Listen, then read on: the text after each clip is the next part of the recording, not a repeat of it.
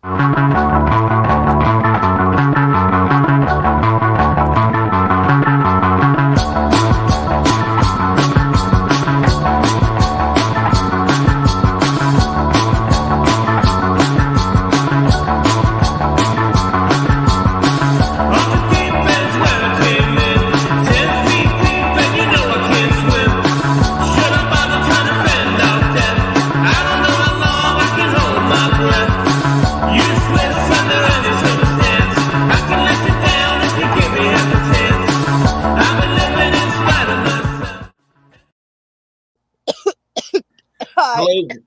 Hello. Oh, bless you. Uh, I took a hit off the bong right before it went on, oh, and I think the bong hit was a little bit too big. oh, I'm good. Keep it okay. going. All right. Well, hello, world. We're back. Bragglands is back. How are you doing, Jimmy? I'm stoned. How are you? I'm sober, but I'm fine. Woo! And I'll let you catch your breath there. I'm good. I'm good. I'm Okay. here. I'm here. All right. So, folks, we're back. Life being life, what it is, and all of that. We said the show must go on regardless. So we're here, and I did a show last night, Jimmy. I did a video last night. The Tuesday evening show I did last night.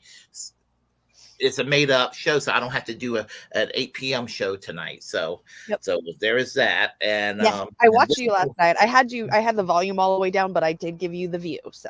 So thank you, I appreciate that. So the Tuesday, my Wednesday live stream was already done last night, and our Tuesday show is being done today. So it kind of works itself out evenly at the end. Yes, Yeah, absolutely it does. Yeah, I exactly. like it. I'm not complaining. So as long as we get to do it, I'm happy.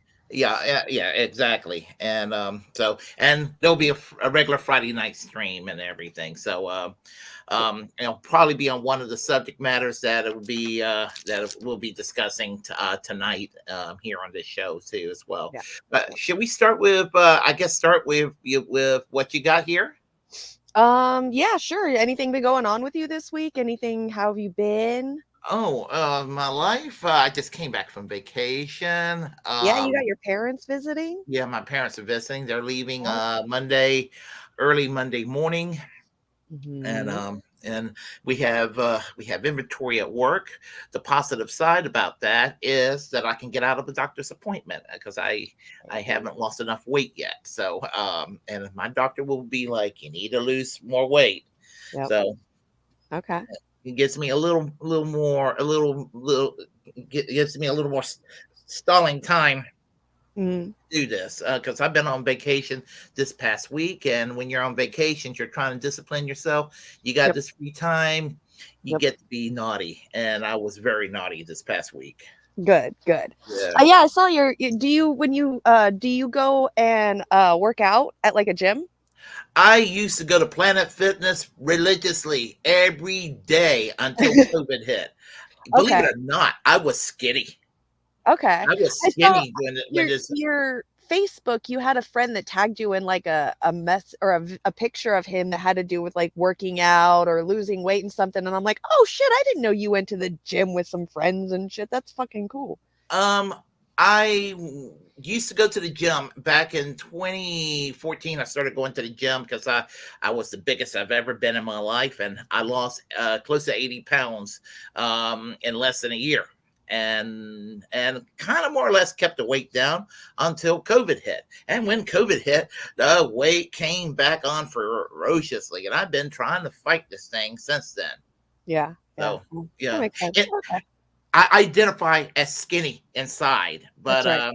you know, That's right. I identify as thick and I'm not, so I get it. yeah, I want to gain the weight. So if you ever like if science could ever figure out a way where bigger people want to get rid of their weight and the skinnier people want the weight and they can just kind of like give it to the skinny person, I would be so happy cuz anytime my friends that are just, just a little bit quote unquote bigger, call themselves like say they need to lose the weight or lose this or lose that. I'm like, please give it to me. I'll take it. I just want to be thick. I want a big booty. Like I want my big juicy booty, thick thighs back like I used to have in my 20s. I'm so skinny now. I fucking hate it. It drives me crazy. I don't know. I don't. I see nothing wrong with you. So No, no, and but see that's the way that our social what do you call it? Our culture, our social thoughts, subliminal thoughts have all done to us throughout, American time is say that skinny people are pretty. I mean, I Billie Eilish just came out with a song out of her new album saying that people say that they think that I'm pretty, and it's because I got skinny, but the old me is still me, and maybe I think that, and I still think that she's pretty. So like it's this thought process of like I know like I'm pretty and I'm skinny and that's cool, but like to me it's still like skinny is not always pretty too. So it's that culture of like people just say like, "Oh, you're skinny, you're pretty," and they don't think anything of it. And I'm like, I wish y'all didn't think like that. I really. well, I mean, there are some skinny people that they could put some. They could get acquainted with a couple of cheeseburgers. Okay, Oh yeah, for sure, I'm of not course. talking about anorexic like you're about like like bones with clothes Right. on. I'm not talking about that. That's Right. and there are people who are into that. I'm like, And that's what's scary too is the history of us wanting beautiful skinny women on the front of covers of papers of magazines and movies and stuff.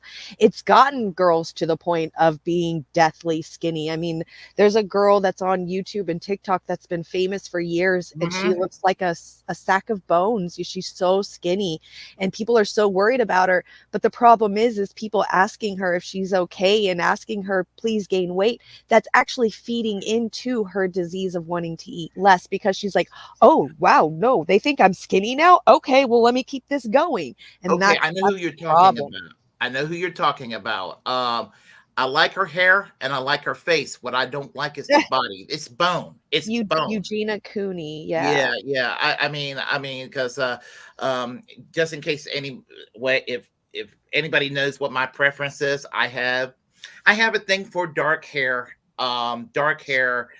than women. I mean, like her name is what's the name of that actress? She's like a cross between young Audrey Hepburn, Winona Ryder with the snarkiness of Shoe on Head. And I've been watching her videos lately. Somebody told me her name, Kristen Ritter. You know who I'm talking about?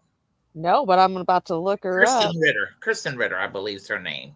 Kristen Ritter.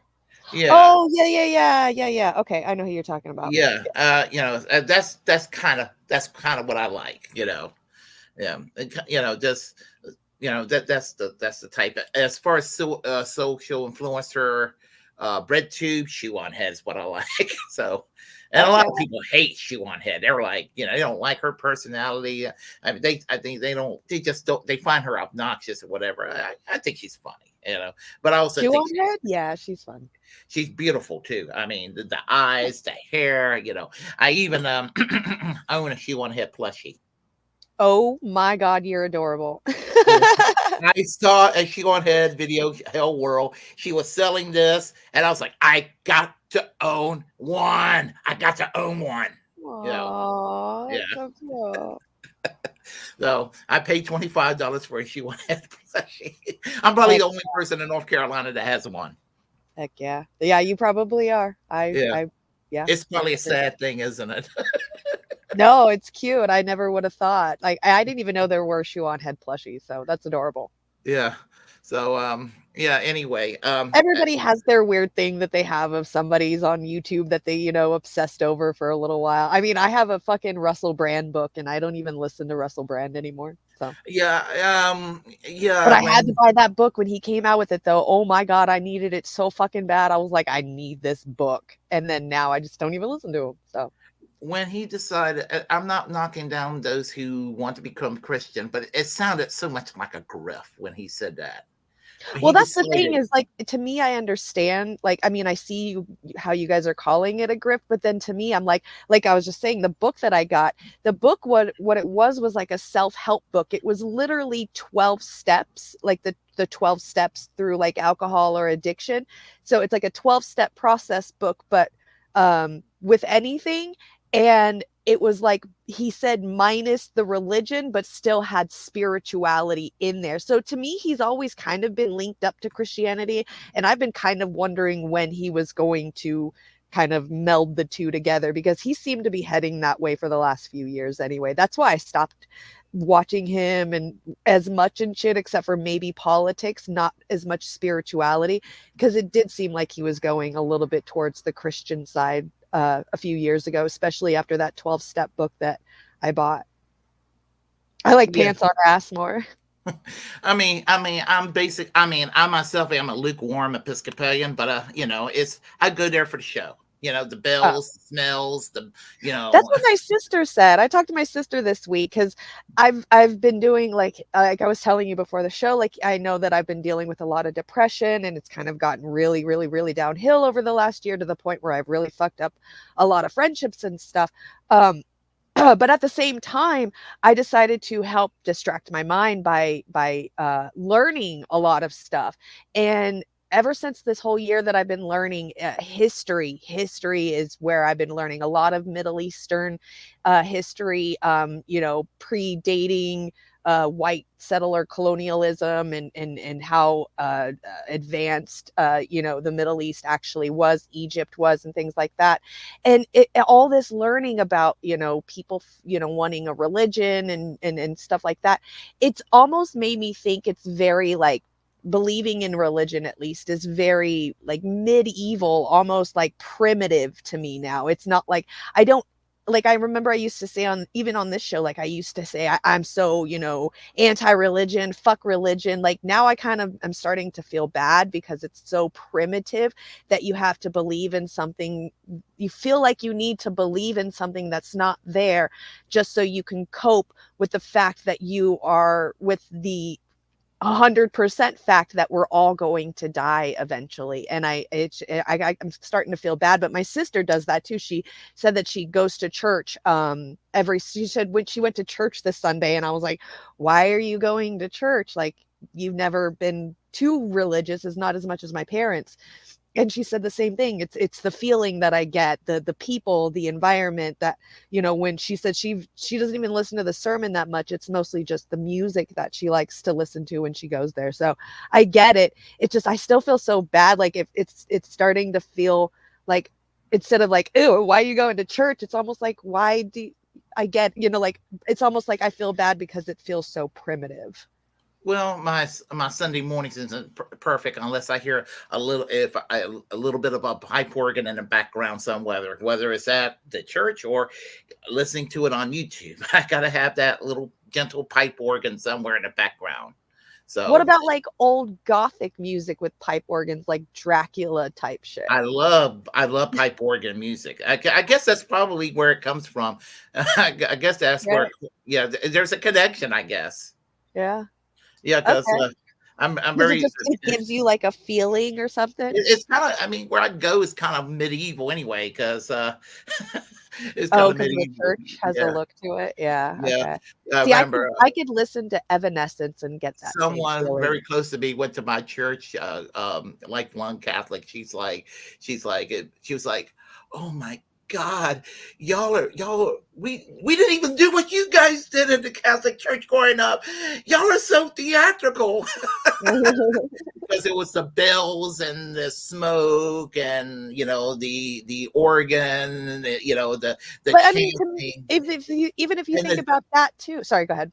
even the dusty Elizabethan English from the prayer book, the old English that's used. I mean, is it can be a little much for people. Right, right, Yeah, and that's, yeah, that's, to me, it makes me think of, like, back in, the early 1800s, the magic shows, and stuff like that. People thought that, this big show was, awesome and amazing, and people would go to these shows because they were just these big big featurettes, and it's, I feel like there's still churches still are trying to do that to bring out maybe a nostalgic feeling, or maybe that's subconsciously how humans really just like to put on big shows. And like I could go to like I was just saying, Evanescence. I can go to an Evanescence concert and feel that same feeling that I felt when I used to go to church when I was a kid on Sundays and hear the music and get that feeling and raise my arms, and you feel the quote unquote power of the holy,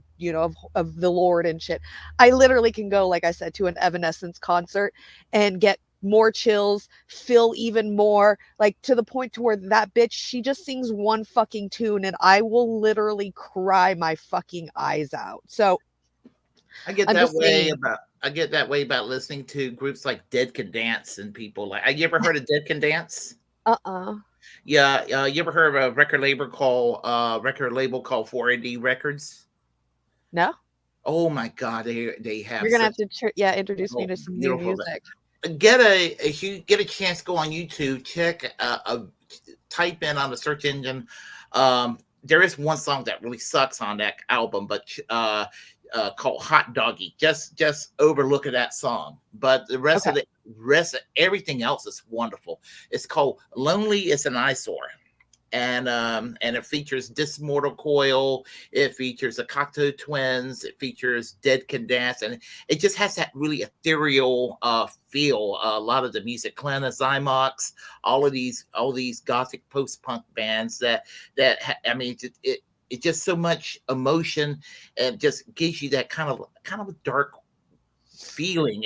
But it's very beautiful and ethereal and all. Yeah. It came out in 1986. Good.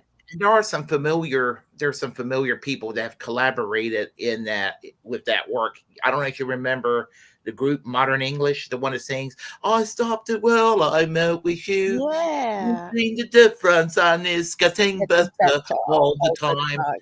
Yeah. Yes.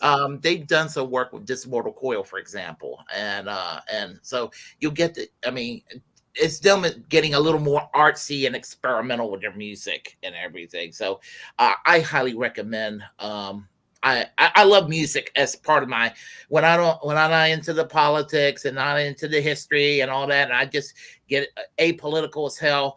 I love music. I get Yep. into the really obscure music. You ought to hear some of the stuff that I listen to. Oh Yeah. yeah, mine's a fucking mesh. Like just this week alone, because I'm trying to get back into my music again.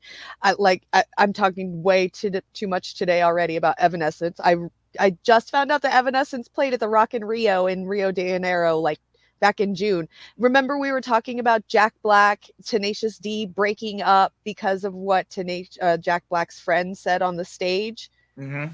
Yes. Amy Lee performed a song with them on the stage at that exact time.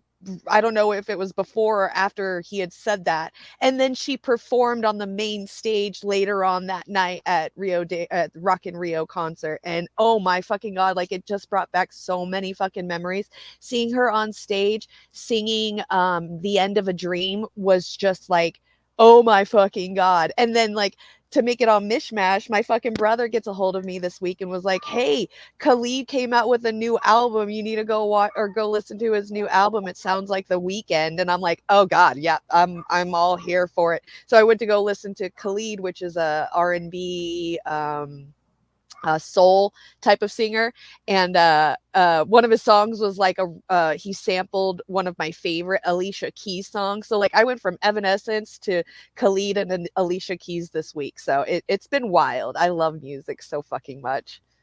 What I listen to these days, there's a group I listen to, and I discovered them 2 years ago. They're from Washington, D.C. They're called Social Station. I That sounds fucking familiar. love Social Station, and it's like listening to Echo and like a darker Echo. Have you ever heard of Echo and the Bunnymen?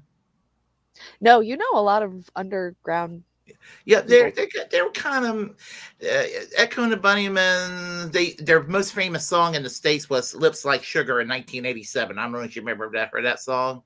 Yes. Lips like sugar, Yes. sugar kisses, lips Yes. like sugar. Remember that song? Yeah, see, Yeah. that's the thing is, like, a lot of these songs, like you're saying, a lot of them to me were, like, one-hit wonders, so I Yeah. know the song itself, but I can never name the band. Not once. Social Station is kind of like Echo and the Bunnymen, but darker.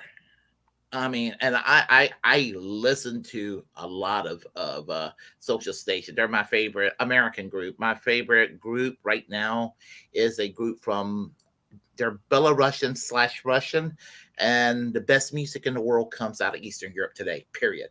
Um, it's not even up for debate. The best music in the world comes out of Eastern Europe. A lot of the punk, post-punk, new wave, dark wave music that sounds like Joy Division, sounds like The Cure, sounds like Echo and Bunnymen comes out of Eastern Europe. And one of the groups I listen to is Mochadoma, and I mean it's like listening to Joy Division all over again. I mean, Right.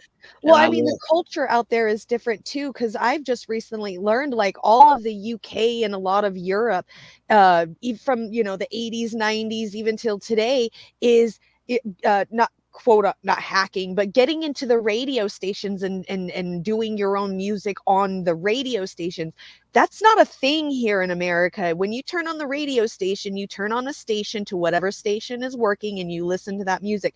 People don't hop on to a radio station and put their own music on there and right. fighting with hundreds of thousands of other DJs and shit that are wanting to do the same. So it's that culture difference of course that kind of music is going to be the best of the best out there because they have been vying and fighting for a chance on the spot on the fucking radio stations for years just because that's their culture of doing that. Barcelona also has great music. There's a group there called two groups I love from Barcelona, Spain. One is I believe Dark Ways, I think that's what they're called, and the other one is a group called Belgrado, and Belgrado is like remember you ever heard of Susie and the Banshees? Yes. I love Susie and the Banshees, early Susie and the Banshees. It reminds me and it reminds me of a group that sounds like Susie and the Banshees from Germany called Exmo Deutschland. Another group I highly recommend, by the way. It's Okay. like a more industrial sounding Susie and the Banshees. And that's what Brigado reminds me of. And I mean, I could listen. I'm sorry, when I get starts talking about this music, Music. I, That's I right. just I just go on and on and on and on. So Yep. I apologize to you, and I apologize to everyone on the chat line. I don't apologize. I love this shit. I do apologize for wasting time, but it was so much fun to talk about music though. I fucking love music so fucking much. Oh, a You- new show I got into this week too. I just started watching yesterday. I am officially getting into The Sopranos. I love The Sopranos. Oh, Never I seen it. love. Oh, I tell you a TV show I highly recommend from the 1980s. I used to watch it growing up, and there's a Sopranos connection. If you cross Dragnet from the 1960s with The Sopranos with a touch of The Godfather, you will have a TV show called Crime Story, starring the late Dennis Farina, the actor Dennis Farina. Okay. And it's a show. It takes place in Chicago, 1963, and it's a show about Captain Mike Torello, who's fighting against the mob led by Ray Luca, I mean they absolutely it's personal against these two. It's absolutely personal, and they hate each other, and Ray Luca has a stupid, likable sidekick named what's his name? Paul Taglia. I mean, he's a hitman, and he's technically a bad person, but I mean, he's still a likable person. I mean, but he's kind of Ray Lucas punching bag in a lot of ways, and Andrew Dice Clay's in this show. He's in the show. He's one of the lawyers and one of the mob lawyers on the show and everything. I highly recommend Crime Story. I can forward you some of the stuff after the show, maybe in the next Yeah, day or two. If not today, definitely. maybe today and tomorrow. You got it. Yeah. No, whenever you need to, take your time if you need to. I got like I don't even know how many seasons of Sopranos I have to sit here and watch, but I'm digging it. I'm liking it. Like, Yeah. Sopranos is great, and actually they've actually had some decent musical guests on their show. okay. Yeah, Okay. yeah. And one of the bands that actually play on their show, I actually do know. Oh, really? Yeah, yeah. Okay, cool. There's a Hell yeah. band from they used to be from Athens, GA, and they moved to LA. They're called the Woggles, and they're real great guys. Okay. And yeah, as I said, if you ever get a chance to hear about, see them or whatever, and they play in Los Angeles. You ever get a chance to see them live? They know who I am. Oh, shit. Oh, Okay. yeah. Hell So yeah. All right. Yeah, I'm kind of excited to get into it. I thought it was gonna be like full on mobster gung ho type stuff, but it's actually pretty good. I like the Tony slash psychiatrist dynamic in it. I like the family stuff of the kids, and what they're going through, and the wife and his mom, and like it's so much more than that. I really was like looking for a show that had like good thick dialogue, something to really sink my teeth into, and I'm happy. I watched like 8 episodes yesterday, and it's not too fucking shabby. I'm didn't think I'd ever get into. I mean, I've never seen Godfather. I don't watch any of the mob stuff. Like I've never really been into it cuz to me it's very masculine, just all that, like unless there was like, I know there's a couple of stories of women mob leaders and shit that were even more brutal than a lot of the men.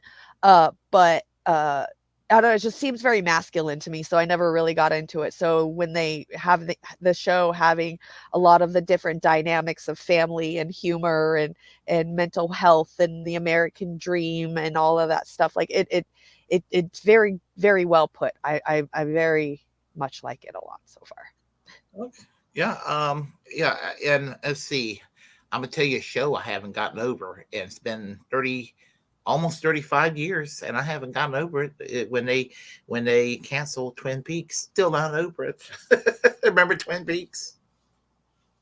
No, I never watched it because Twin Peaks is where my mom lives, like 4 towns over. So every time I heard Twin Peaks, I'm like, "Oh, it's talking about my mom's town," and I don't even pay attention to it. So I've never seen it, don't even know what it's about, nothing. Yeah, yeah. So there's been a couple of short-lived shows that they just took away from me. So I'm just giving that as an example. I just end Okay. up just that came to my mind, just Yeah. even No, that's conversation. so funny because I like the only time I ever heard about the show was hearing the name of it, and I'm like, "That's where I live. What the fuck?" Or "That's where my mom lives. What the fuck? It doesn't make Yeah, sense. Why is there a show about a town where my mom lives?" And I yeah, don't think it is though. yeah. Yeah. As I said, it was very short-lived. It's a cult classic. I think there's like been 2 movies about Twin Peaks. So Okay. I'll yeah, definitely watch it. yeah. I You know can, people, but people do movies about up here all the fucking time. Like there was a movie that came out a few years ago called Rim of the World about like these kids that went camping up in the mountains and like aliens came down and took over the world and they had to like save the world or whatever. And Rim of the World, they did it here, like in my fucking town because that's what this mountain is called, is the Rim of the World. And so like I think there was another show called Twin Peaks that had to do with up here as well, or it was a Twin Peaks maybe up in like Washington or Oregon or something like that. It had to do with a mountain town, and I'm like, I think that has to do with where I live. So yeah, they do some like these natural areas. I can't figure out which ones are which anymore because there's so many. yeah. There's a movie. Gosh, what's the name of that actress? The one that played Sally Fields. She was the name of the movie was Norma Ray. Have you ever seen that? Uh-uh. Yeah, it's about union organizing, and the movie takes place in a small town about 45 minutes from where I lived growing up. Oh shit. Yeah, yeah, the next county over, because I grew up in Hertford County. I live in a small town called Lahosky, which I would never wish on my worst enemy. And it took place in Northampton County, around a place called Roanoke Rapids, that's at the Virginia border on Highway 95. And it's about union organizing. And she was fired. The character was fired from her job, but I believe it was like a cotton plant. cotton mill plant, it did get unionized at the end of the story. It took place in the late 70s, and that's what the movie's about.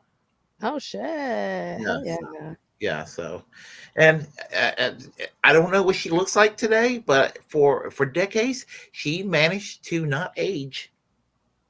Have you Okay. noticed that, Mm-mm. Sally Fields? Sally Fields. That name does sound familiar. Yeah, she was in Hold the on. movie Smokey and the Bandit with Burt Reynolds. That name is familiar. Oh yeah, yeah, yeah. Okay. She was in The Flying Nun in the 1960s. Yup. She was Yeah. in Forrest Gump. Yep, she was the mother in Forrest Gump. Miss Doubtfire, wasn't she in Miss Doubtfire? I haven't I seen Yeah, bits she and was in pieces. Miss Doubtfire. And she Okay. plays his Robin Williams's wife Okay. or Yeah. ex-wife. Yeah. Mm, Okay, yes, I remember her. Yeah. yeah. So and she Steel doesn't age. Magnolias. Yeah. Still. Yep. I remember that.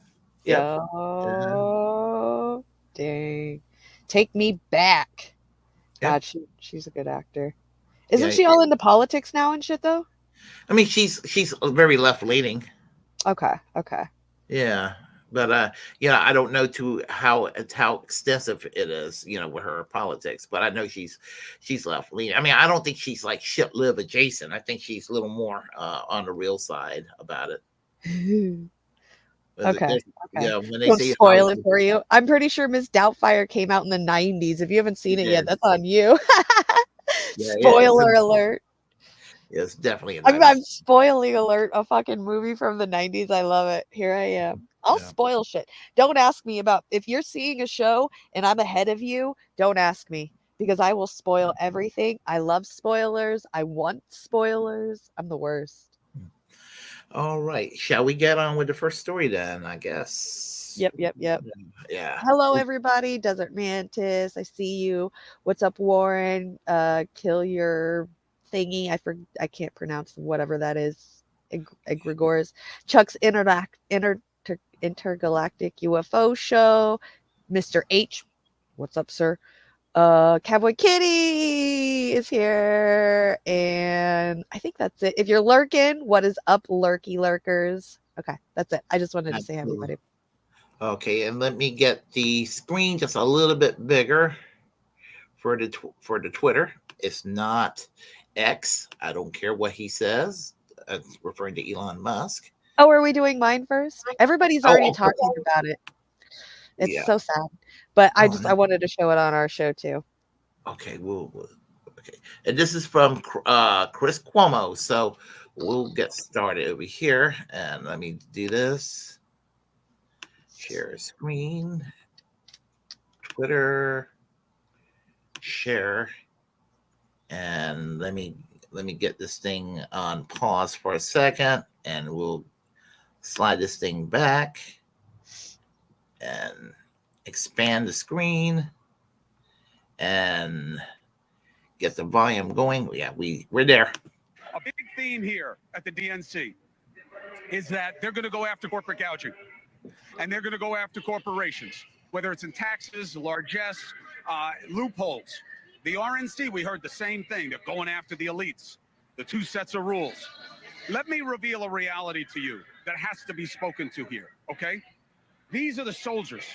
These are the men and the women that go back to their constituencies and their communities and they fight. They take time from their jobs. They take time from their families. Republicans and Democrats alike, that's what they do. They need to charge these people up. They need to be able to get them on board. But there's another reality that is literally looking down on them. Greg, look at the ring of sweets, okay?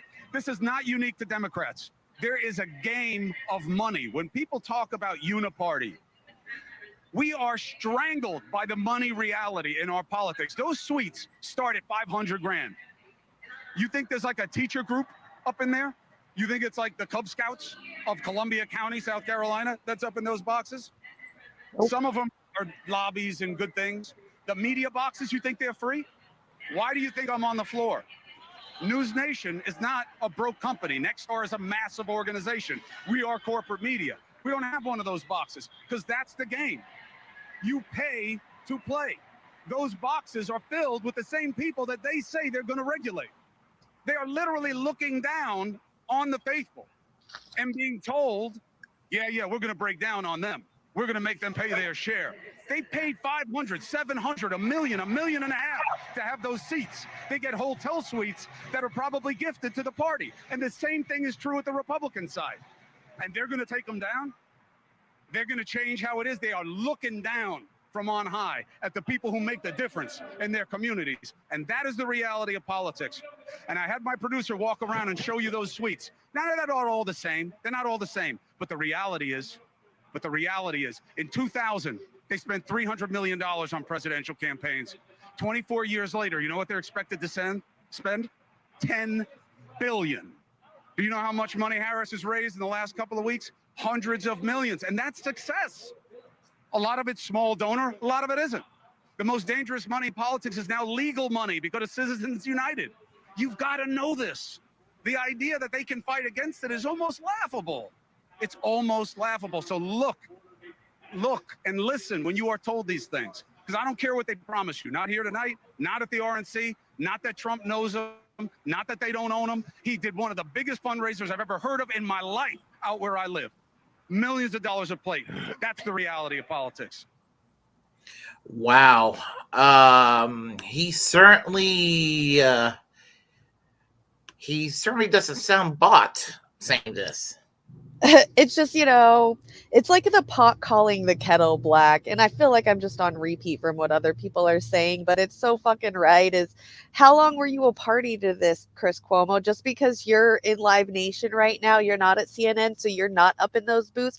Now you're gonna talk shit about the two, the two different systems for the elites and for the you're going to talk about this, not while he was benefiting off of it for all of those years. He's going to talk about it now. That's where I'm kind of like, yeah, well, it's funny you mentioned that because remember Alan Combs when he was Sean Hannity's sidekick on Hannity and Combs years ago. Yeah.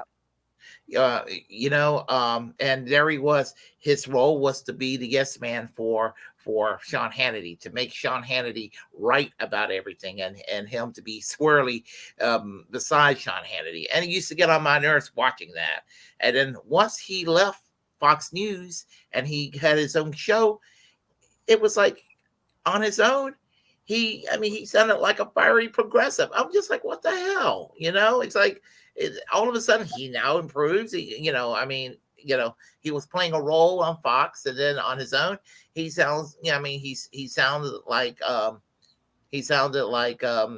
Young Turks in their better days. Yeah, right. Yep, yeah, I know. It's so crazy. And I mean, yeah, he's fucking right too.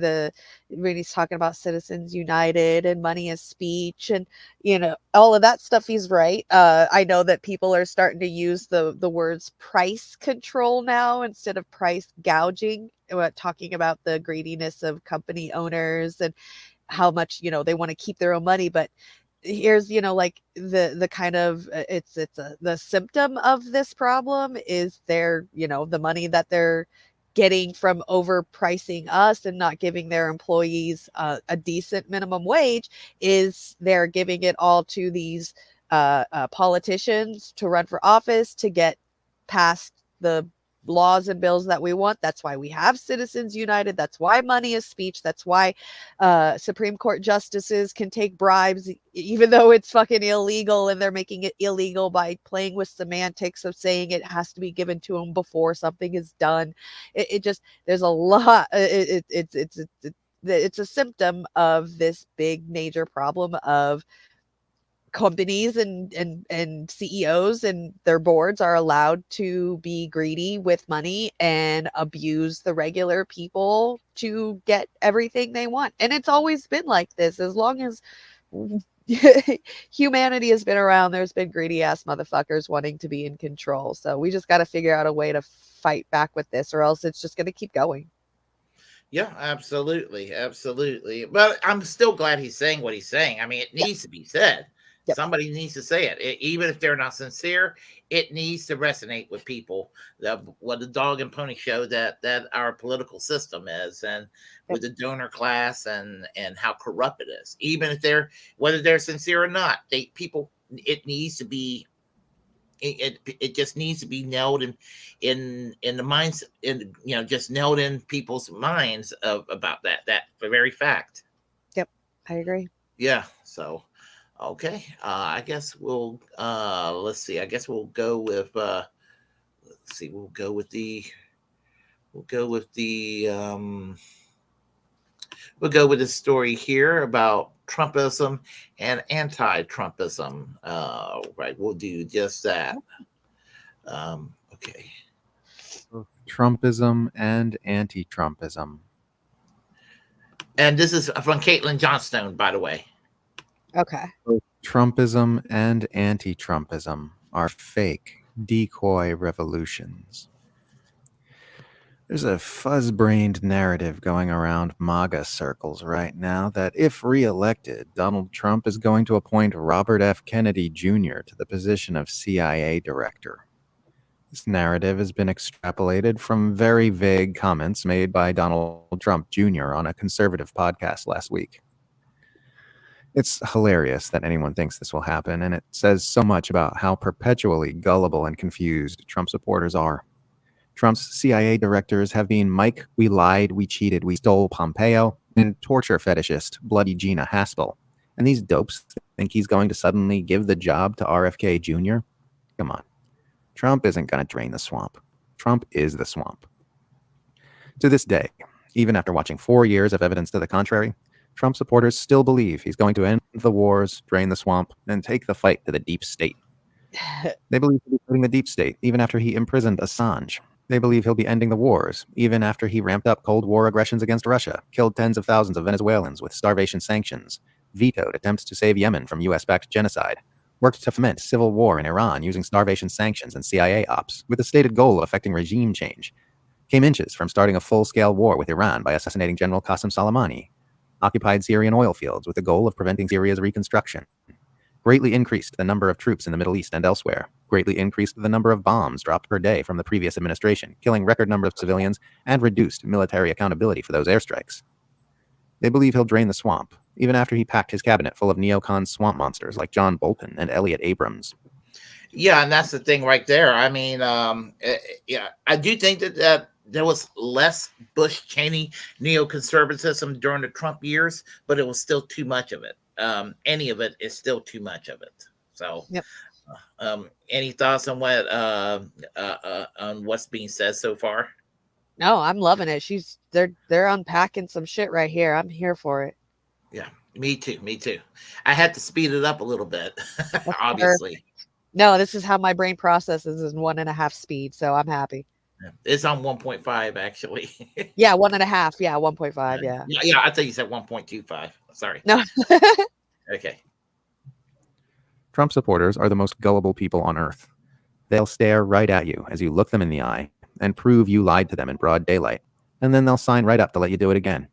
Rightists who are discontented with the American political status quo have been herded into supporting a politician who embodies that status quo as much as any other president, wrongly thinking they are waging a battle against the establishment by doing so. And this is mirrored on the other side of the imaginary partisan divide in U.S. politics, with people making entire identities out of despising Donald Trump and acting like this makes them brave revolutionaries. When Trump was first elected, I had hoped that the Democrats who'd fallen asleep at the wheel under Obama would become politically engaged again and start criticizing the evils of the U.S. empire like they did during the Bush years. But what actually happened was that while Democrats did start paying attention to politics again, they were corralled like livestock by the mass media into opposing things that had no relation to the actual realities of the U.S. empire and how it functions in the world. Instead of focusing on Trump's many depravities listed above, Democrats wound up spending years shrieking about a completely fake conspiracy theory that the executive branch of the U.S. government had been taken over by the Kremlin, only to lose interest and pretend nothing happened after the Mueller investigation failed to indict a single American over any involvement with Russia. I've always felt like that Russia collusion thing was so goofy. It just gave me a migraine every time I heard people squealing about Russia and Trump. Yep, they're still doing it. Yeah, and it's so damn goofy. I mean, he restarted the Cold War just to prove that he was not tied with Russia by ending the INF treaty, having those missiles aimed back to Russia, just to prove he's not connected with them. Right. Well, I hate that they say that Russia's interfering in our elections. Like we haven't done that in other elections at all times throughout the years. Like, come on. There is one country in the world that openly interferes in American elections. And if we mention that country, there are people out there that will try to accuse us of all kinds of, Oh, just you accuse. talking about Israel and APAC? Oh, yes, I am. Oh, I don't care. They can call me whatever the fuck they want. Bring it. Come to my Oh, house. no. My address is 22789 Laurel Lane, Crestline, California, 93535. If you want to come over and fight me about it, bring it on, bitch. Well, here's the thing, it's not working as much as it used to. And No, that's the thing right there. absolutely not. Yeah. Well, I mean, APAC is still going to work. I mean, I heard a couple of, quote unquote progressives have been or lost their elections because of APAC. So, I mean, they're still winning, but the people's thoughts are definitely starting to change for sure. Yeah.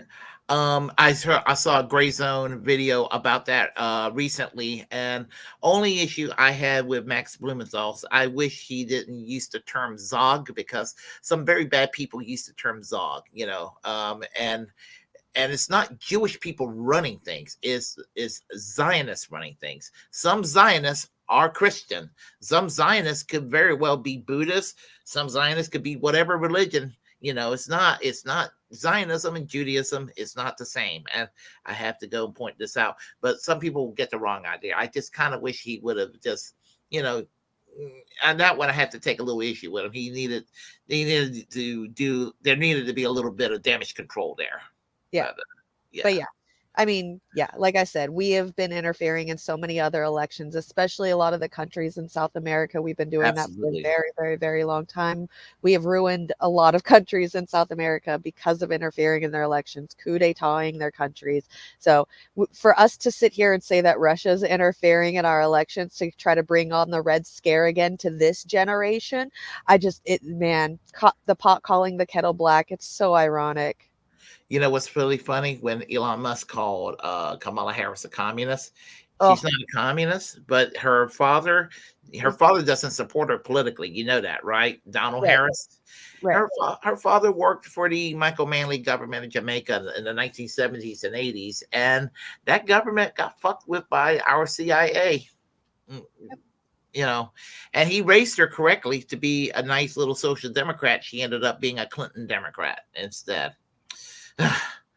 Yes, some Right, people. desert, we interfere in US elections. So, You know They what? spend all their Technically, if you think about it, true, that's kind of right. Our government interferes in our own elections by not even really giving us a choice and forcing us to vote for vote because we don't want the other one to win instead of voting for who we want to win. So exactly. technically, we do interfere in our own election. Republicans interfere in elections by gerrymandering the districts to make it to their advantage. Democrats interfere in elections by, stealing from Bernie Sanders in 2016 and 2020. And, getting back to Republicans, they did some election fraud into year 2000 in Florida. So nobody ever talks about that. So Right. even though Al Gore was a piece of shit, George W. Bush did steal that election. Right. I can say that because YouTube don't go after people anymore for talking about election fraud like they did back in 2 years ago when they did that. Yeah. all their political energy freaking out about Trump's mean tweets and how rude he was to members of the press, while ignoring or even praising his administration's reckless warmongering and tyranny around the world. So Trump has been made the central figure in US politics, around whom everything revolves. And whether the election is won by those who support him or those who oppose him, the imperial status quo is guaranteed to remain unchanged. As Americans become more and more discontented with the abusive nature of their nation's government, a man has shown up who leads both Democrats and Republicans to believe that the best way to stick it to the man is to take a highly emotional position either for him or against him, when really whether he wins or loses couldn't matter less to those with real power. Trump sucks all the oxygen out of the room for real discourse about real things. Under Biden, at least, we've been seeing some real opposition to real things like the US-backed atrocities in Gaza. But under Trump, it was 4 years of both mainstream political factions screaming about made-up nonsense under the delusion that they were fighting the power. And that's all mainstream electoral politics ever is in the US empire. A fake decoy revolution staged for the public every few years so they don't have a real one.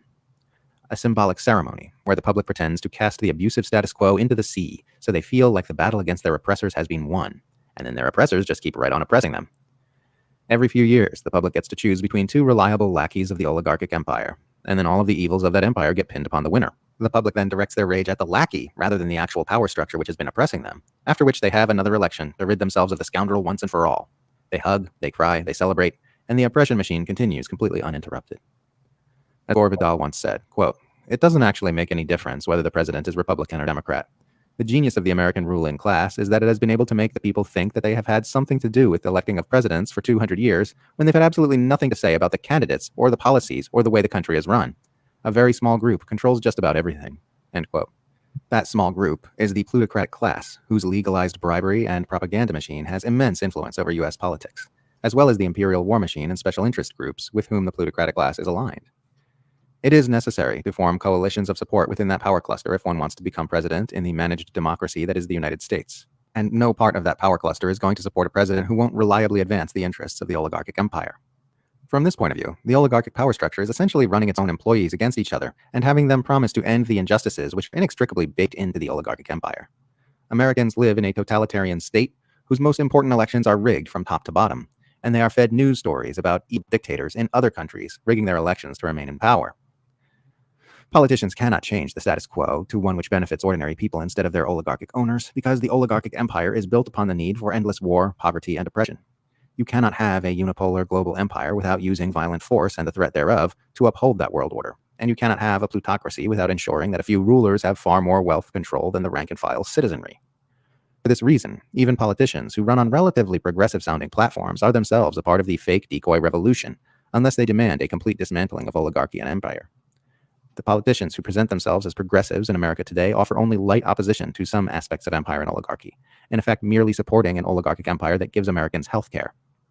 Since keeping Americans poor, busy, and propagandized is an essential dynamic in the hub of a globe-spanning oligarchic empire, this is a nonsensical position. The oligarchs don't want ordinary Americans to have money to burn on campaign donations and free time to research what's really going on in the world, because then they might meddle in the gears of empire. A power structure built upon economic injustice will never permit economic justice. The door to meaningful change in America via electoral politics has been closed, locked, bolted, welded shut, and barricaded with a metric ton of solid steel. The only thing that can cause an end to the oppression and exploitation is an end to the oligarchic empire, and the only thing that can cause the end of the oligarchic empire is direct action by the American people. Mass-scale activism, national strikes, and civil disobedience, the likes of which the nation has never before seen, in sufficient numbers to bring down the plutocratic institutions which maintain the status quo. The problem is that this will never happen as long as Americans are being successfully propagandized into being content with their fake decoy revolutions. There is a 0% chance of electoral politics leading to an end of the empire. But a concerted effort to spread awareness by those who understand what's going on just might. All positive changes in human behavior are always preceded by an expansion of awareness, whether you're talking about awareness of the consequences of one's addiction leading to their getting sober, or an expansion awareness of the injustices of racism leading to racial justice laws. Making people aware that mass media are lying to us about what's real, aware of the horrors of war, aware of the underlying dynamics of the economic injustice which is grinding Americans into the dirt, that can lead to a chain reaction which sees the collective using the power of its numbers to shrug off the chains of oppression as easily as you remove a heavy coat on a warm day. What's needed is for the people to awaken to the truth. An entire empire is built upon a pair of closed eyelids. Okay. Any thoughts on the rest of that? That was really, really good. I definitely want to know who wrote that piece because that was amazing. Yeah, Caitlin Johnstone wrote that piece. Okay. Yeah, It was really, yeah, really good. yeah.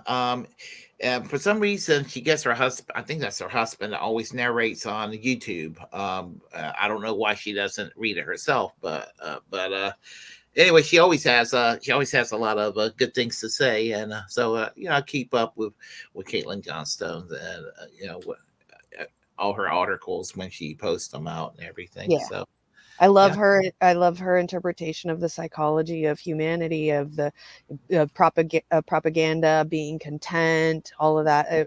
That was really, really well worded. I kind of want to clip that and put that out somewhere, that end part, because that was amazing. Like that's literally how it really is right now, and I haven't heard anyone say it any better than that. So that was good. Yeah, absolutely. And let's see. I guess we'll go with this next story here. I mean, next clip. It's a video short from YouTube, and it's hard to kind of let me get it fixed. Okay. Say, okay. How are you guys today in the comments? Oh shit, I just realized that I'm not live on my Twitch. Oh, you're not. Uh-uh.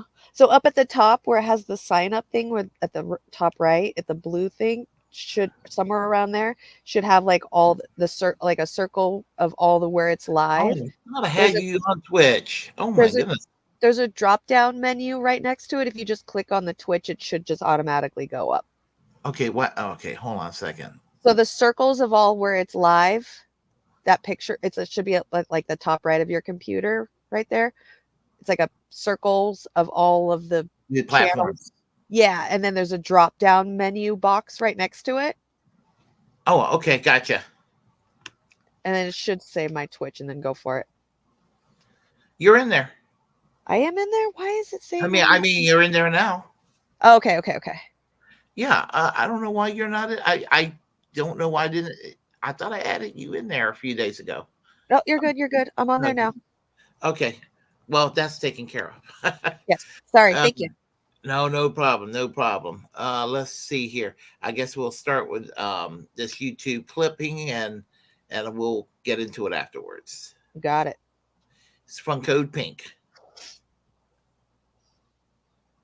I want to do a quick prayer. Anybody want to do a prayer for peace? May all the children of Gaza be able to live. Florida delegation, May all the children thank you be so able much. Thank you so much. to eat. Florida, push in. May they have Push in. Thank you medicines, so much. clean drinking water. Thank you so much. May the bombing stop. May the killing stop. Why don't we all hold hands and pray for peace? Isn't that what we want? Don't we all want peace? Let's pray for peace. You know you cannot do We can't pray yet. I'm trying to pray. I'm trying to find common ground. You're saying that you're part of the group. Everyone over there is saying that you aren't. So it's not made up. No, they're having an assembly. So you're gonna go somewhere else in the building? Wait, Because they have the whole. they're in the atrium. So if you're gonna stay here, if you go back over there again, that okay. So that's gonna be your warning.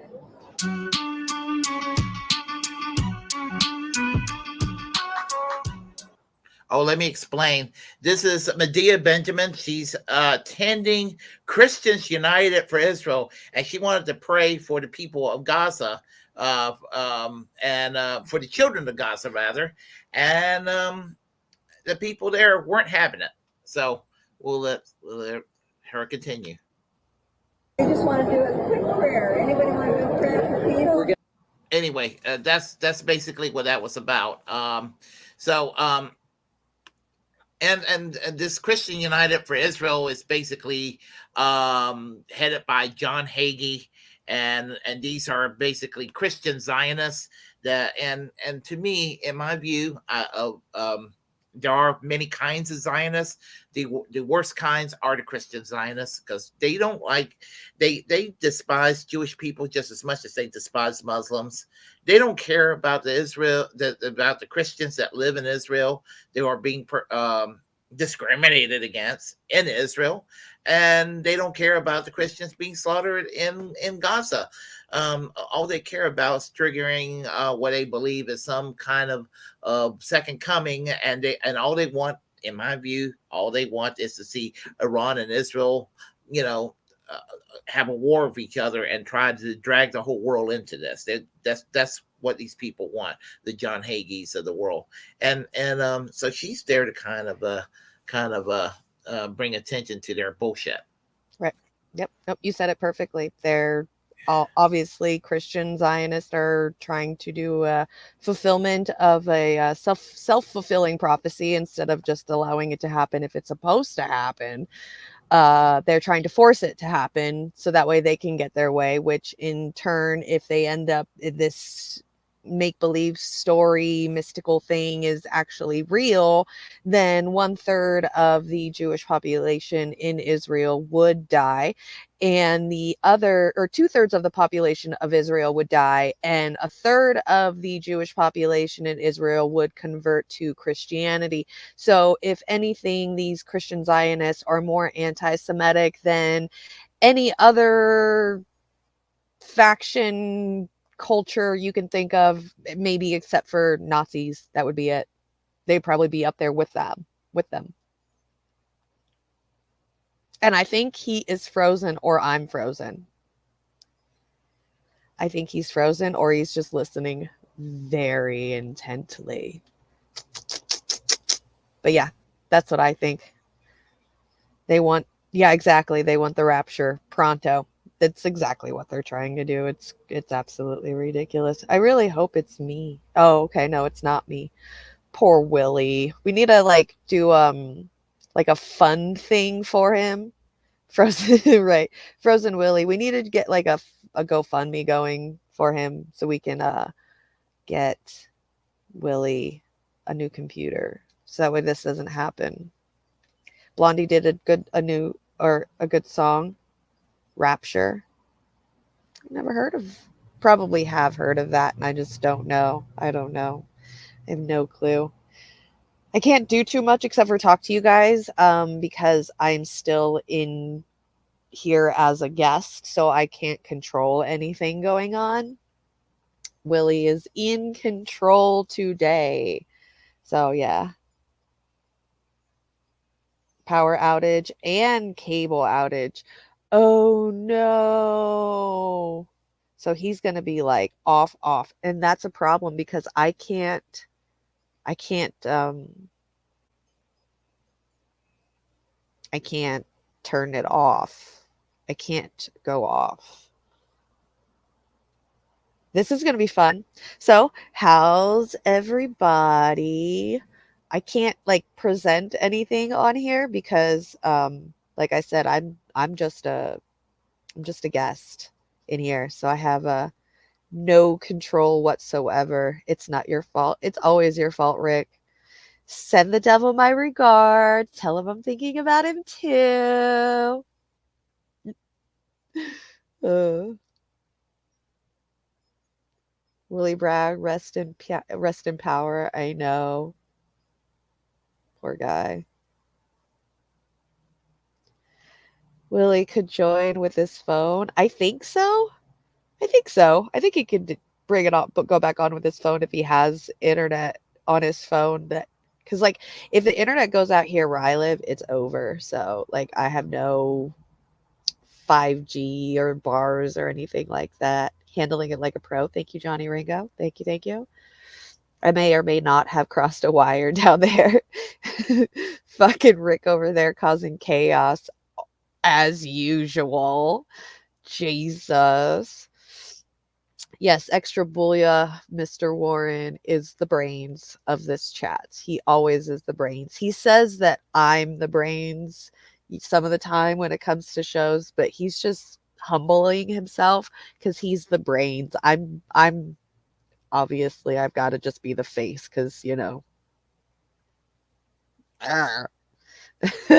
even though sometimes Warren is the pretty one, it's totally not fair. Huh. So what's everybody up to? What else has been going on? I'm trying to figure out what else Willie had. Because, like, that one that they just did, like, that's something that you would kind of expect too, from some type of convention like that, where they're like, oh, sorry, you're this person. We need you to get out of the way. I mean, even they did it at the Democratic convention. And they wouldn't even let like a Palestinian, what was it, like 8 hours a day for 4 days, and they wouldn't even give a Palestinian person like 2.5 minutes to talk on stage. So I just when people are like, "Oh, Kamala's gonna do all this good stuff. Kamala's gonna do all this good stuff." I just don't see it. I don't see it at all. I mean, like, yeah, I get it. She's a vice president and she can't really do much right now. But I mean, if you think about like even during her vice presidency and what she was able to do, her biggest two biggest statements that she made. One was about the fucking falling from the coconut tree bullshit that doesn't even fucking make sense. But the other one was don't come, telling that to people who are trying to move. They call them immigrants and aliens, but they're fucking just people trying to move to a better spot for their family and for their own lives. Uh, so it just even as that, it doesn't seem like we're gonna get much. And then even from her running for president, it what was it, those pro-Palestinian protesters were telling her like or were protesting and she's like, I'm speaking. So I mean, I just don't see her doing anything better either. So you're pretty ugly. That's what your mom told me. As my Italian grandmother would say, such a face as she pinched my cheek. You pinch your cheekies.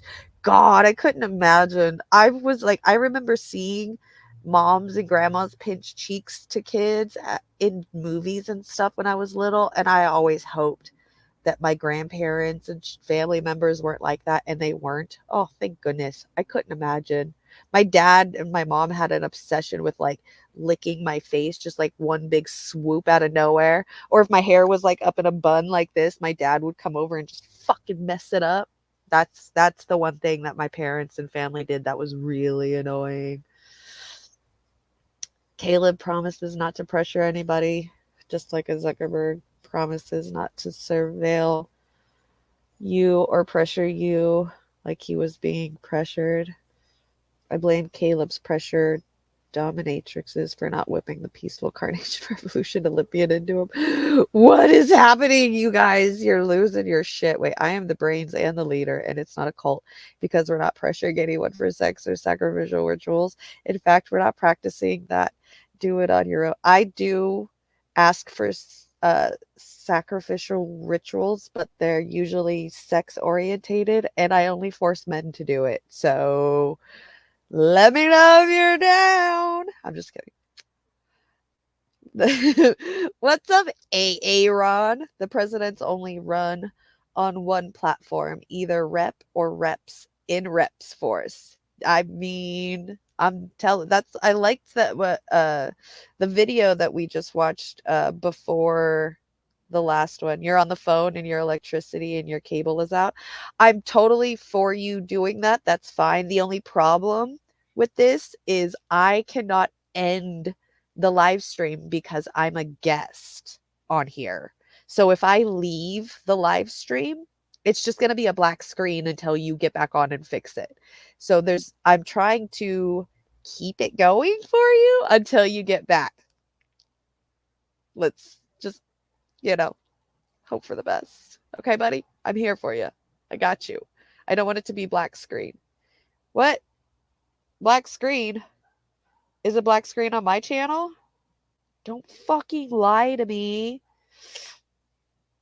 Is it because I'm saying an F word? No, I see me.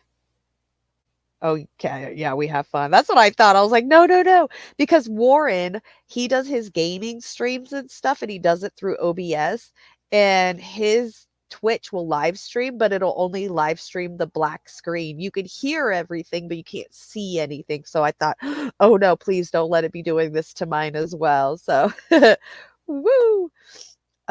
Let me know when you want to shut the show early. It's your fault. Yeah, no, I know you can come in here on your phone if you log in to the website on your phone. You can come in here if you want to like sit on your phone really quick and do a proper goodbye. I'm totally here for you.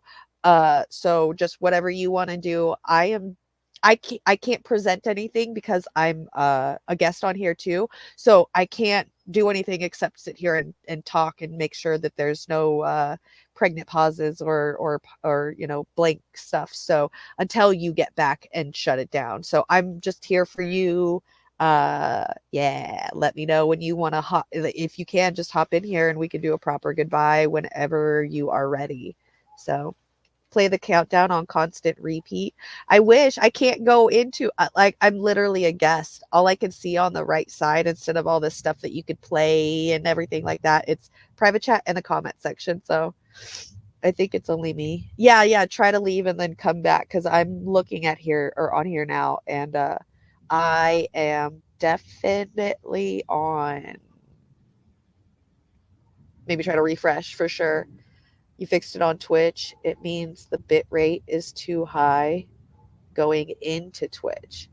Oh, you had to manually fix the bit rate in OBS. That makes sense because I think I was trying to upload videos onto StreamYard, which is where we are in now, live streaming from. You can have like a pre-recorded video, put it into StreamYard and have it live stream as if it was live streaming, and the bit rate was too high. It would not play the video on our YouTube channel. So that makes sense. Please, if you know the bit rate to get into Twitch, please let me know so that way at least I have it in the back of my head at some point in case something like that does happen, because that's fucking terrifying. So keep the show going for another 15 minutes. I can gracefully close the show. Y'all, I gotta talk about shit for the next 15 minutes. What are we gonna talk about? What we talking about? Should I do a gaming stream today? I know I'm just gonna end up probably playing Overwatch or something really boring. I've been I been waiting for this game. Lucy Blue Moon Red Wine is gonna be on Extra at 7. Cool.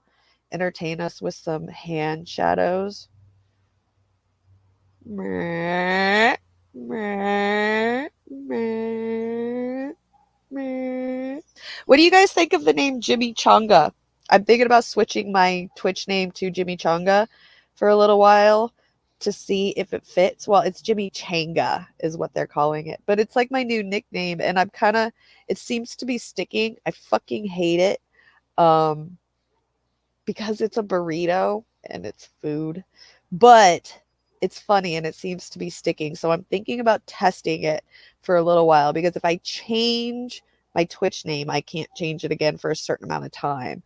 So I want to make sure maybe do it, see if it sticks. If people like it, I'll keep it. If not, it just I don't want to be like the Scarlet Sativa anymore because that was my dancer name and I'm not her anymore. So yeah, Jimmy Changa. That's what I was thinking. See, because you're the one that liked it last week and you're the one that made me think like maybe it might stick because I've been fighting it for like 2 weeks with my friends. They keep calling me Jimmy Changa and I'm just like I mean, I even went into Canva to try to like force myself to see if I can like it by making like a logo or a little mascot or whatever. And I fucking can't find anything to do cute with a crispy burrito. That's all a difference between a chimichanga and a burrito is that a chimichanga is a fried burrito. And if you've known me for a couple of years, you know how I feel about burrito. So I'm a little, uh, but I didn't make it up and they seem to like it. And I'm kind of scared. Is that Jimmy's fraternal or identical twin? Is that Jimmy's sorority twin? Choosy, what are you on right now? And please, can I have some? Let's just hope it's not a Jimmy obscene clone fall. Yeah. No, not about Jimmy Dore. No, no, no. I don't want to be Jimmy Dore. No. The only thing I ever want from Jimmy Dore is all the times really cool people said the name Jimmy. That and I want to turn it into a compilation of people saying Jimmy in different ways. Just because that's my name too, and it's not fair that I used to watch Jimmy Dore back in the day, and anytime somebody would say his name, I would quickly turn thinking that they were talking about me, even though it wasn't about me, obviously, because my name is Jimmy, but it's not him. So, but I hear my name because I'm a girl with a weird name, with a typically boy's name. I'm when people have always said my name, it's for a purpose. You know, people don't like. So to me, I hear my name, I'm like, you know, it's just a natural fucking habit that I do, and yeah, that's the only thing I want from him. But that's it. Is that a genuine hippie blouser? I think so. I don't know. I got it from my neighbor who is definitely a fucking hippie. they go to like the Renaissance fair and they have like 12 chickens and a bunch of dogs and a bunch of kids, and the chicken they get eggs and raise chickens and all that weird hippie life stuff. So, and I got it from her for free, so it definitely is like one of those hippie blousers for sure. I also have my black onyx in the shape of a moon, a half moon that's kissing, so I get to protect my my sanity and keep bad energy out, which is yes. I also had an earring on, but because my ear things are covering my ear, I couldn't wear it, which is I have my dream catcher earring to ward off any bad dreams. Man, I've been on like a healing journey for the last, I'd probably say a couple of weeks. I'm still in the process of healing, but feel a lot better than I have been for the last year. I'll tell you that. And it's all due to this. 10 more minutes. All right. I should change my name to Jimmy Gorgonzola. It'd be a cool to have a compilation of Jimmy from Jimmy Dore. Yeah, I know. That would be really, really neat. And have that as like an intro. I think that would be really cool. Something I've been wanting to do for sure. Did you personally bargain for that blouse? No, I told you I got it for free from my next door neighbor when she was getting rid of clothes. She has a yard sale out at her front yard every weekend. So, and then I give her a bunch of clothes that I don't want, or my kids don't want, or my family doesn't want. And then she just says, go and take whatever you want. And I'm too picky with clothes, so I don't take very much at all. But I really, really, really love these hippie shirts that they have. So this is hers. I've got a couple of her husband's too. They look like Jesus kind of shirts, like old Jesus time shirts from like, 080 and shit. They're fucking cool. I dig them. They're light, they're soft, but they still cover up a lot. So, because it's like right now, it's kind of like my friend said, false fall. So it's like cold, but it's not cold. So it's like I want to keep myself covered to kind of feel warm, but I don't want to sweat. So it needs to be thin. Jimmy, some lovin'. Oh, Jimmy, some. That's good. See, this is what I need to figure out. Like, I gotta start listening to y'all with this shit more and more. Cause, like, that's the thing about these YouTubers and these streamers is like they have a niche. Somebody found a niche. Like, I think, like, when I think of that kind of stuff, I think of Finster. I don't know if you know him. He's like the ultimate femboy right now. He was just a regular streamer boy, and somebody was like, "You would look good as a girl," and he just went for it. Completely started growing his hair out, wears makeup, dresses like a girl. Even started taking a little bit of estrogen because he started feeling it. Like that was somebody was like, "You should do this. This is your niche. Just try it," and it ended up working. You can't, as a streamer, you can't like come up with your own niche. You can't be like, well, I like this, so y'all need to like this too. It just doesn't work that way. And so like the Jimmy Changa thing was just that's what came about. So I got to start listening more often. And need to go, Desert? All right, bye, Desert. You should go more goth and be called Jimmy Gore.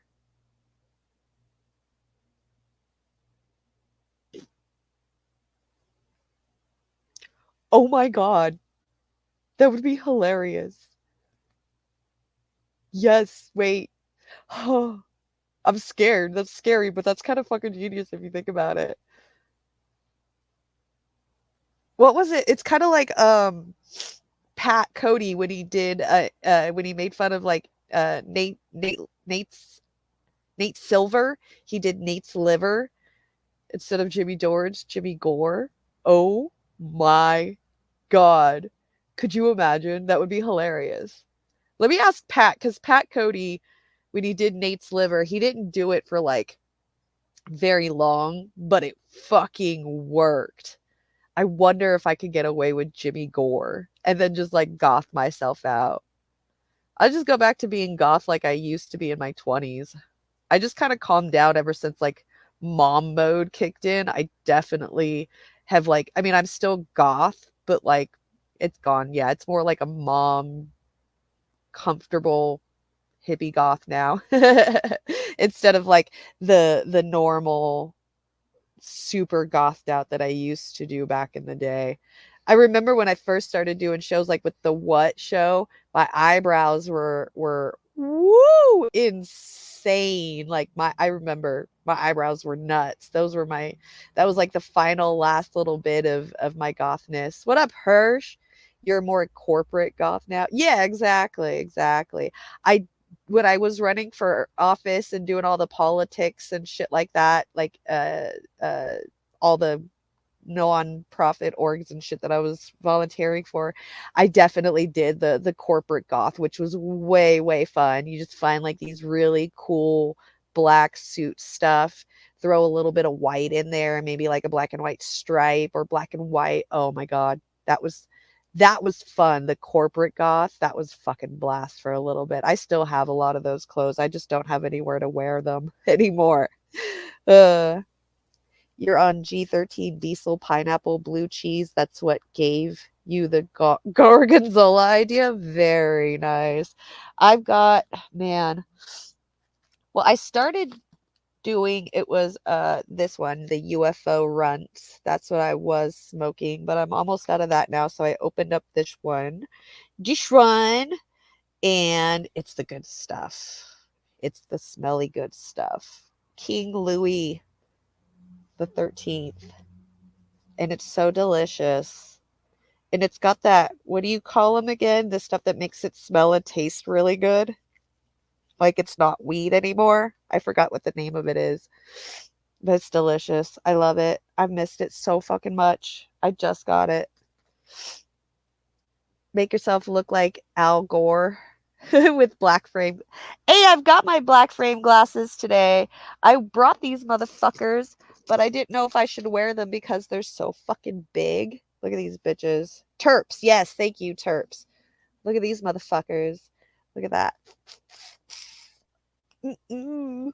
I either got those ones, which these ones don't even have. Look, watch. You guys really want to see something really funny? Because I'm a phony. That's why. Look at. Okay, but these ones really do have actual prescriptions in them because I need glasses soon. There we go. I did bring glasses. There we go. So do I look like Al Gore now? Huh, huh, huh, huh. You got that? You got weed? It probably has a name. You don't know what it is. It gets you high as fuck. You're more like an Andy Warhol goth, Willie. Oh, you are like the Andy Warhol goth. For sure you are. Definitely. How wonderful is the Jimmy's in the world? Can't be any longer than my name. Right? How wonderful it is now that Jimmy's in the world. I do like that song. That's a good Elton John song. I know. Where did you get Choosy Heretics, Choose Carnation Revolution now? Like, where does that name come from? Like, how did you come up with something like that? Nerd alert. What's I know, right? I know. I used to wear glasses all the time because people told me, because I used to hang out with a lot of Republicans back in the day. And they told me I look like Sarah Palin when I had my hair up in a bun and my glasses on. So I would dress like Sarah Palin on purpose back in the day. But I had like chubbier cheeks and definitely a different facial structure back then because I was in like my early to mid 20s and still had the baby face. So less than 5 minutes. All right. Love the sexy nerd glasses. I know you do, Warren. Shut up. I love them. It's just you can never see my eyes because of all the back glow. Like right here, that glow, that's my lamp. That right there, that's outside the sun. So Caitlin Collins of the Dirt Bag left.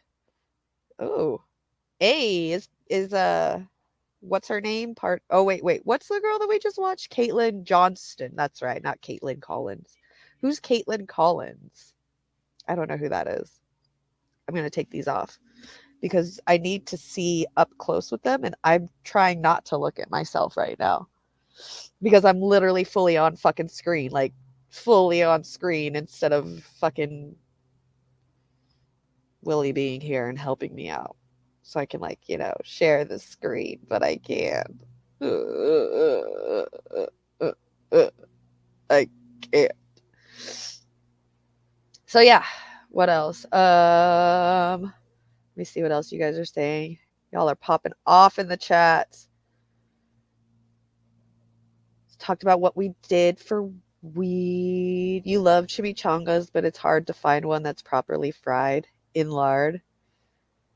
I'm kind of digging the Jimmy Gore. I'm going to have to let that settle for a little bit because I do I do appreciate Al Gore. He did introduce me to global warming and loving the planet and all of that stuff as a teenager. So I definitely wouldn't have really gotten into all of that if he didn't run for office when I was a teenager and lose, because he should have won.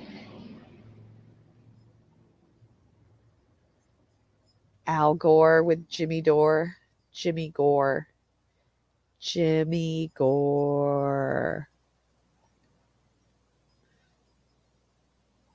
I kind of dig it. We'll have to see. I don't know, because people like the Jimmy Chango one too. So I don't know. I was thinking I'll probably switch over. Al Gore didn't lose; they stole it from him. Very fucking true.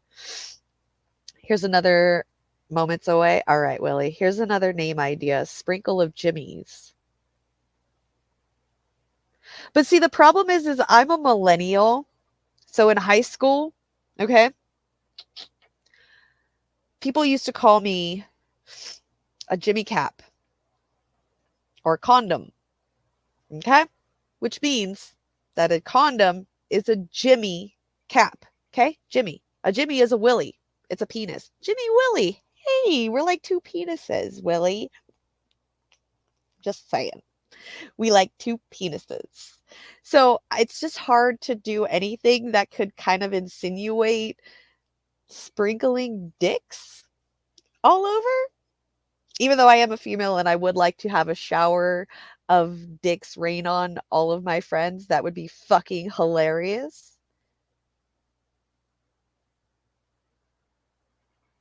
But I don't know. It's just I'm so like I if somebody's doing YouTube channels, a lot of people are just names, like PewDiePie or Hasanabi, shit like that. Like it's like a singular shit. So the like sprinkle of Jimmy's is too many words. Mr. Beast, shit like that. It's got like it's done, it's that thing. It's kind of like Prince. That's it. So Jimmy Sprinkles. You're so ridiculous. Sprinkled dicks sounds like a German STD. Well, they have spotted dick, which is an English food, which is fucking weird. I still don't know what a fucking spotted dick is. I know that it's not as bad as I think it is, but every time I hear it, I just think of something really horrible. And I don't think it's as bad as people think it is, or as I think it is. I'm not sure. You came up with this name while other nerdy YouTube moderators were drawing sexual organs. Ah, so that's what it was. Were they drawing dicks and saying, "Look, I got a bunch of Jimmies"? Oh my god. This is ridiculous. No, yeah. I feel like I'm doing my what show again, except I've didn't prepare at all and I've got like nothing to show and I can't show because nothing's working except for the camera. That's what it feels like now. Sprinkling Jimmy. Spotted dick is a food in America if you're a cannibal.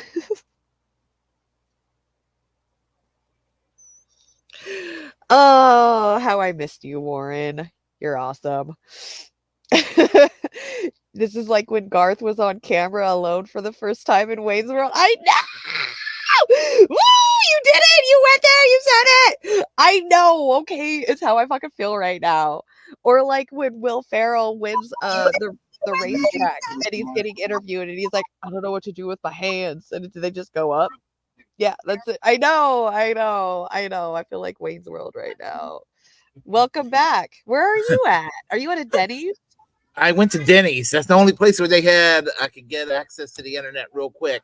I can't guessed it right. To save my life. So You're I good. went to my office, Denny's. Very good. I can't believe I guessed it right. Yeah. So I'm going driving across town. So yeah, I'm All doing right. the live stream at the local Denny's off of Highway 95 here in Selma, North Carolina. All right. Good. Yeah. Well, I'm For glad those you're that able to live get up on here and end it properly. Yeah.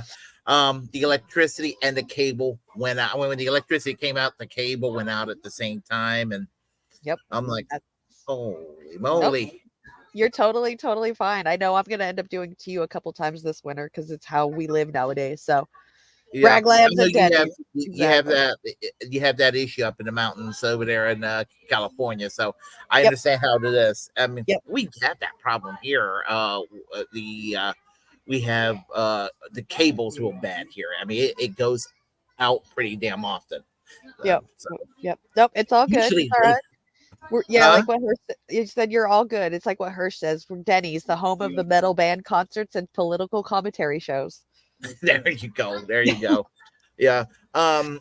Yeah. I mean, it's all good. I mean, I'm glad that I'm glad you were patient enough with me here, having to deal with my shenanigans with the power and the Yeah. cable coming out. Yeah. Going down and all that. I'm just like, oh, this is such the wrong time for it, for this shit to happen. Nope. You're totally good. I'm used to having my own show and I'm used to Warren leaving me to go poop. So I'm used to it. You're good. All right. Well, yeah, as I said, I was listening to it on my phone. So yeah. Good. Yeah, Good. obviously, yeah, you saw a few cats, like, sorry, kids in the background, You're fine. You're good. yeah. You're good. So shall we just probably call it a day for the Braglands, or how do you feel? Because I don't even have my material. I'm with the other computer. I didn't even think about bringing the computer. I brought the Nope. other computer here with me. You're totally fine. We can definitely end it now if you need or if you want to. I'm cool with that. Just You remember know I what? still want a Here's moon the over thing. my hammy, so you better be sending that in the mail. Here's the thing about Braglands. There's certainly not a dull moment. With us, never. Fucking A, dude. All we need Yeah, is Warren in here and we've got the perfect trio. It's over. exactly. Yeah. So yeah. I'm here for it. I'm We were talking about karma earlier. Well, here's an example of my karma. The power going out, yep. and Yep. the power goes out pretty often when I'm doing interviews. I mean, I did one with Matthew Ho last year. It was a important interview. Matthew Ho, the Green Party candidate, running for the Senate, and the cable went out in the middle of the interview. I mean, it was like a few minutes, but it was like oh, such rotten timing. Yep. I've had the same problems when I got interviewed by Savvy Sabs with the women in media a couple of years ago. Marianne Williamson was on there with me, and my internet just wasn't working at all. I couldn't get an answer out from the questions.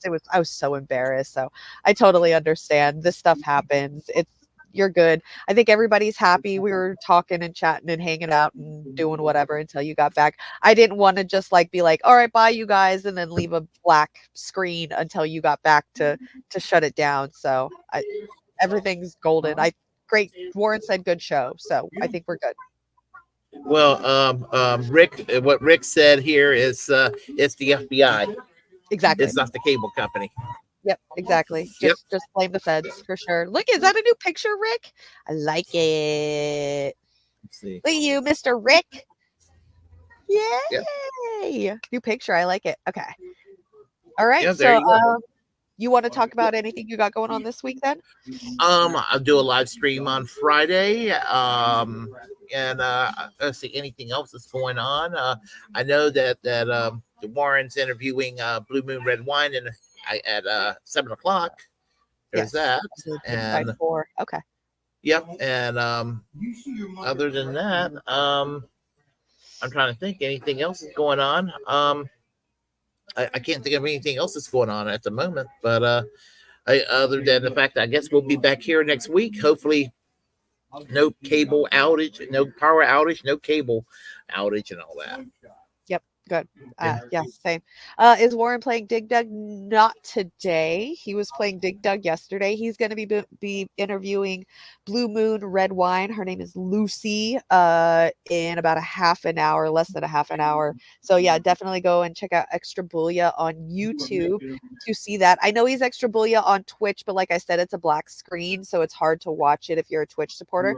I'm actually going to go check it out today on Twitch. She said he got the specs right. So I'm gonna go see it on there so that way I can go give support in the Twitch and stuff. And as for me, keep an eye out probably do some gaming, streaming, maybe. I don't know.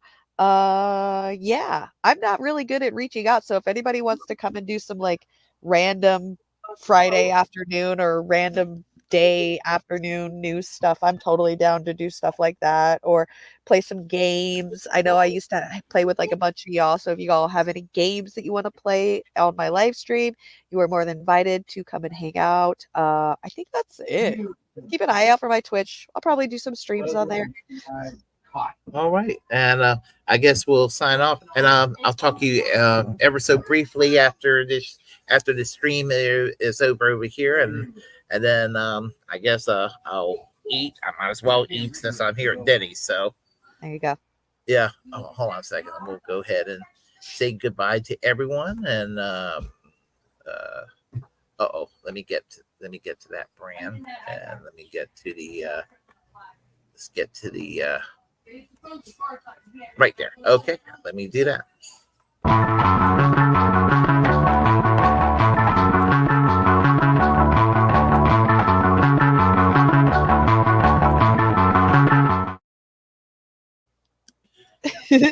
My God,